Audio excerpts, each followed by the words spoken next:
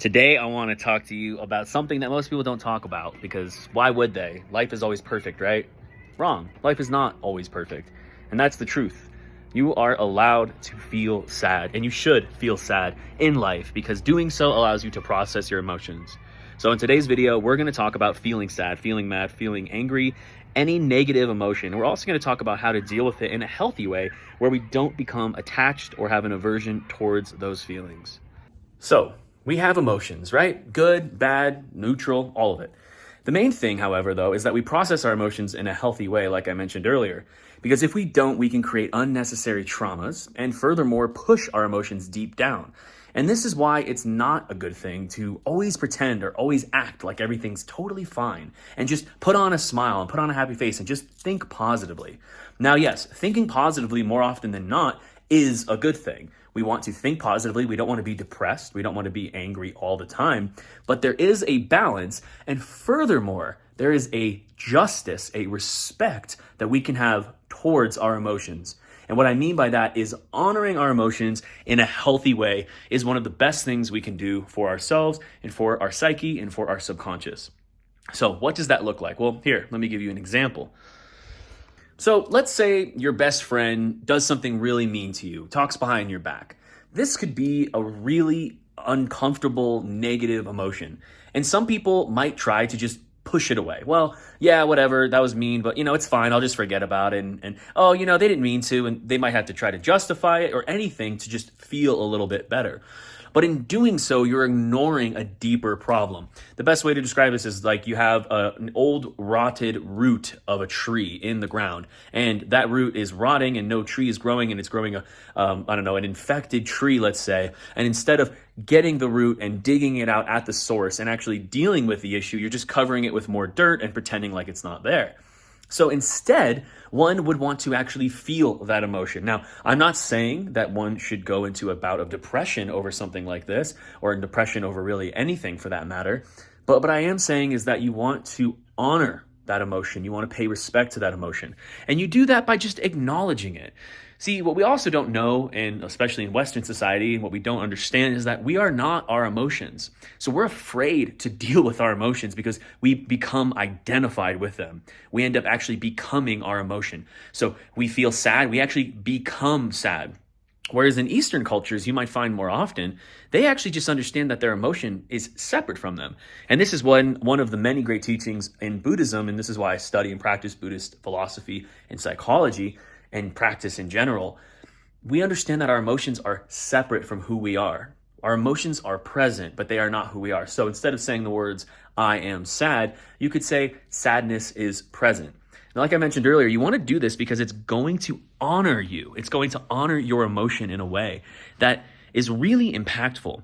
You're allowing it to be there. You're allowing to hold space for it. You're holding space for this negative feeling, but you're not letting it take control over you, and you're not letting it change you at your core. Instead, it's just a new experience, a new layer on top of who you are, building you who you are, that you're learning from, a piece of experience that you're learning from in this life.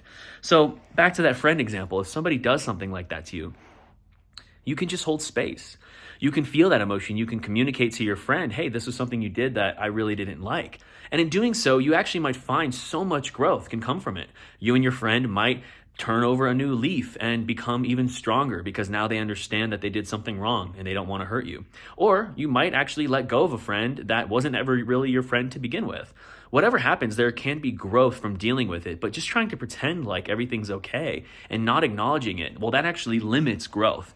Remember, we always want to be growing. We always want to be better versions of ourselves than we were yesterday.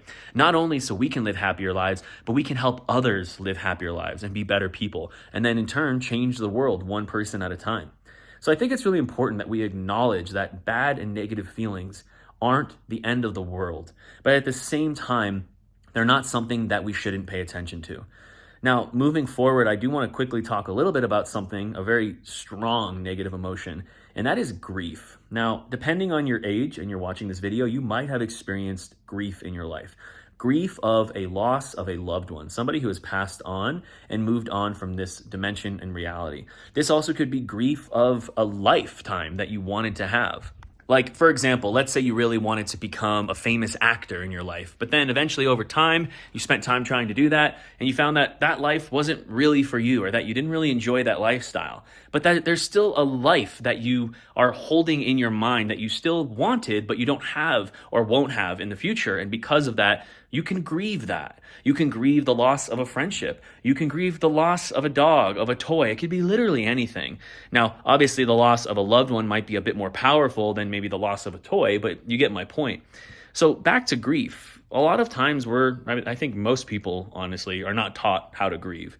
We're not taught how to live a life of balance and peace and be okay with these negative emotions. When people lose a loved one, it will change their entire life. It might actually make them fall into a bout of depression and them unaliving themselves down the line.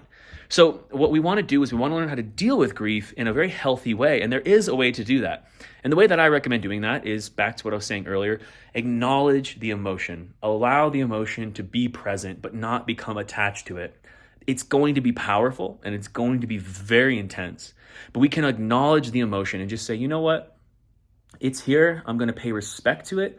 That emotion is here because I cared very deeply about this person or about this situation, and I no longer have that thing or no longer have that person in my life. And in doing so, you're paying respect to it. Now, a meditation practice is going to be extremely helpful in this situation. Taking time and practicing meditation will allow you to balance your life, allow you to distance yourself from the emotion, not so much that you're pushing it down and forgetting that it's there, but in a way where you can just pay respect to it. Kind of like a friend or something coming to visit you. You're paying respect to the emotion, you're honoring it, you're honoring your human experience, and you're doing it in a healthy way. Now, an unhealthy way, like I said earlier, would be pushing it away for it to come up later in life through a trauma or through some sort of reaction, which by the way, might cause some more trauma or pain towards someone else you love, right? Let's say you have a problem with something, you have a trauma about it, you don't even realize it's there, you've never dealt with that emotion, and then all of a sudden something triggers you, you freak out and you yell at your lover, you yell at your best friend when you didn't actually need to do that. But unfortunately, you've never dealt with that emotion, you've never dealt with that trauma, and now it's bubbling up within you. So pushing it away is not good. But then on the other side, holding on to it. Sometimes we can actually be attached to our negative emotions. We want to feel attached to these emotions so much because it reminds us of that person that we lost. Or maybe it just makes us feel like we're feeling something. But the truth is, we're feeling things all the time, as long as we don't numb ourselves to these emotions. So as long as you're not pushing it down, pretending like everything's okay, or numbing yourself to it, but then also not holding on to it where it's pulling you down into a bout of depression. But again, having a healthy relationship with it, crying when needed, allowing yourself to feel these emotions when needed. It's one of, if not the most powerful thing I think we can do as humans. And I think it's a great way to not only honor ourselves, but our emotions, and pay respect to those people that we've lost, and also pay respect to people that we're with to this day, because it's only going to help us and our relationship with them in the future.